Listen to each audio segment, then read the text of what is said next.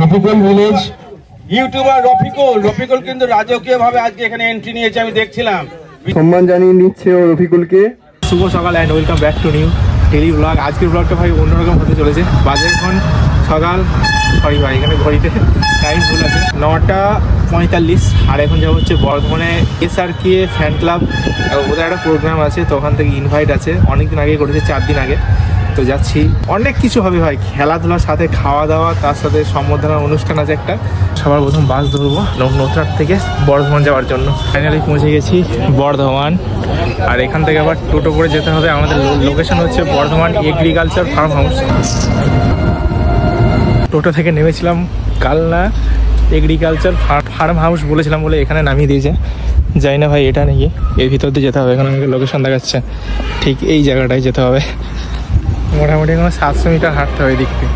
কালনা যে ফার্ম হাউসটা আছে ভাই কত বড়, তখন থেকে ভিতরে ঢুকেছি, তাহলে বিল্ডিং আর বিল্ডিং। আর আমাদের ওখানে ভাই সব ভেঙে চড়ে খেয়ে নিচ্ছে। কোথায় হচ্ছে এখন আমি দূরত্বে আছি, 450 মিটার দূরত্বে আছি। ঢোকার আগে এরকম একটা পোস্টটা SRK কাটোয়া CFC। চলো তোমরা ফোন করছে কত দূর, আমি এখন চলে এসেছি ভিতরে।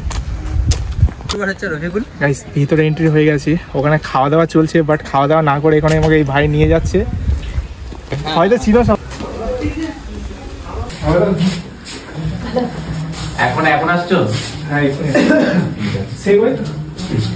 রফিকুল ভাইকে দেখে তোমাদের সবাইকে বলছি, আমি ইন্সপায়ার হয়েছিলাম যে না, একটা গ্রাম থেকে ছেলে এইভাবে ব্লগ করে, কিছুই না এমন কিছু কন্টেন্টও বানায় না, সারাদিন কি করে সেটাই দেখে সে কিন্তু ফেমাস হয়েছে, ভাইরাল হয়েছে। এটা কিন্তু বিশাল বড় একটা অ্যাচিভমেন্ট এবং বিশাল খুললেই কিন্তু এদেরকে দেখতে পাবেন। এবং এরা সকলে আজকে এই মঞ্চটাকে যেন আলো করে দিয়েছে। আমি বলবো এটা আর প্রিন্সকে বলবো, প্রিন্স তোমাদের কেমন লাগছে আজকে? দারুণ দারুণ, এই ফ্রেমটা একদম সেরা ফ্রেম। ইউটিউবার জুড়ে সব ফ্রেম আমরা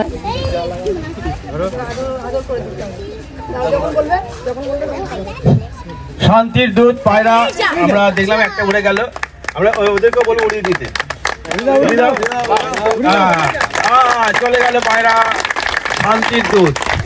অর্থাৎ আজকে আমরা এই অনুষ্ঠানটা একটা দেখতে থাকুন, আমি মাঝে মাঝে আপনাদেরকে দেখাবো এবং আমি একটু দেখাবার চেষ্টা করবো। আমার পেছন দিয়ে দেখা যাচ্ছে না, ওখানে প্রচুর যারা আছে নাচের।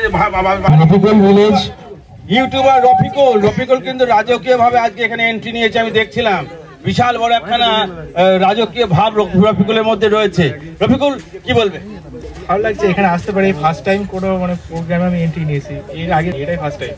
খুব ভালো লাগছে। সামাজিক কাজ করতে হবে মানুষের। গার্লস, আপনাদের সকলকে অসংখ্য ধন্যবাদ আমাদের এই অনুষ্ঠানের মাঝে এসে উপস্থিত হওয়ার জন্য, এবং আমাদের এখানে উপস্থিত সমস্ত গেস্টদের জন্য বিশেষ করে একটা বড় করে হাততালি চাই।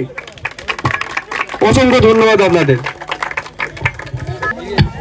এখন এখানে খাওয়া দাওয়া করছিলাম, মালটা এত খেয়েছে লাস্টে হজম করতে পারছে না বলে এদিকে জল খাচ্ছে। হঠাৎ করে ক্যামেরা অন করে দিলে কিছু বলতে পারছো না, এরকম করে ভাই। হঠাৎ করে ওদের নিউজ চ্যানেলে এতজন আছে, কাউকে ধরে না আমার মুখের সামনে বলছে রফিকুল ভাই তুমি কিছু বলো। আর হয়ে গেছে ভাই, ফার্স্ট টাইম কোনোদিন এরকম কাউকে কিছু বলিনি। আমার মনে বিহাইন্ড দ্য সিনটা নিচ্ছি, ঠিক আছে? কোনটা থাকবে কোনটা থাকবে না আমি জানি না। ওই সামনে হচ্ছে প্রোগ্রাম, আর এটা হচ্ছে বড় মাঠ, বাট লোটার ফলে চষে দিয়েছে, কিসের জন্য জানি না। আর এদিকে হচ্ছে সর্ষে ক্ষেত, অনেক কিছু সবজিও রয়েছে এখানে। চলো দেখি। এটা হচ্ছে ছোলা গলায়, এটা হচ্ছে মটরশুঁটি, আর ওদিকে কিছু লাগাবার প্ল্যান চলছে, ওটা পালং শাক, মানে পাতা ওদিকে। মানে এখান থেকে সব কিছু হয়ে যাবে, বাজারে যেতে হবে না, অনেক কিছু আছে ভাই। মনে এসেছিলাম রান্না বান্না দেখতে, যেখানে এখনো কমপ্লিট হয়নি, আর সব খিদেতে পেট চুঁচু করছে, এই মাত্র খেলো।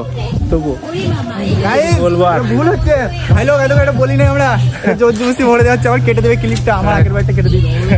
চলো আমি এখন এই দিকটা করবো ভাই, একটু রেসোর্ট টাইপে ভাই, সেরা কিন্তু লাগছে।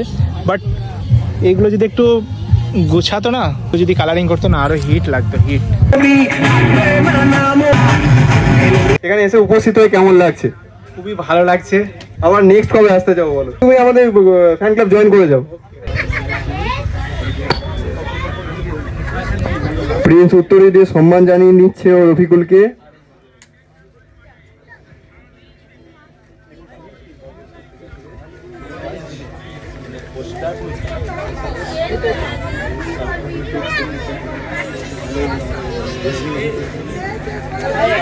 একটা জোরে হাততালি হোক রফিকুল ভিলেজ আর তার টিমের জন্য। অসংখ্য ধন্যবাদ দেখাচ্ছি আমরা।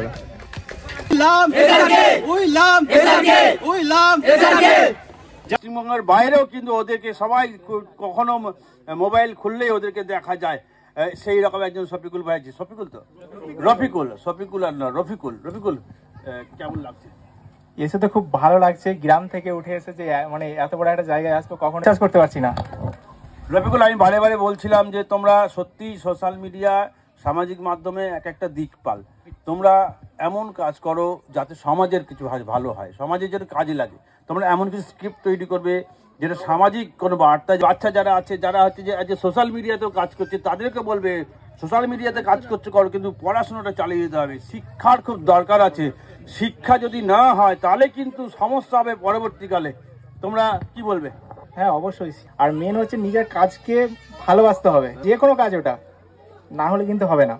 সত্যি তাই, যা করবে ভালোবেসে করতে হবে। আমরা এই সব ভাইদেরকে আজকে পেয়ে ভীষণ ভালো লাগছে। আমি অরিন্দম আর হচ্ছে যে প্রিন্সকে আরো একবার আমার কাছে ডেকে নেবো। সবকিছু কমপ্লিট, আর এখন যাবো হচ্ছে দেখো এদিকে, দেখো এদিকে আমাদেরকে ইনভাইট করেছে দাদা, আমাদেরকে না খাইয়ে আগে খেয়ে নিচ্ছে। আমি ওদেরকে অনেকবার বলেছি যাও যাও খেয়ে না, তবু ওরা খাবে না। রফিকুলকে এতবার করে বললাম, রফিকুল আবির আমি যে খাওয়া দাওয়া করো না, আমার কথা শুনলো না।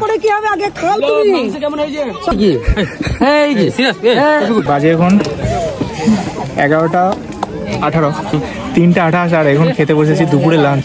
দেখা যাক দুপুরে লাঞ্চে কি কি আছে।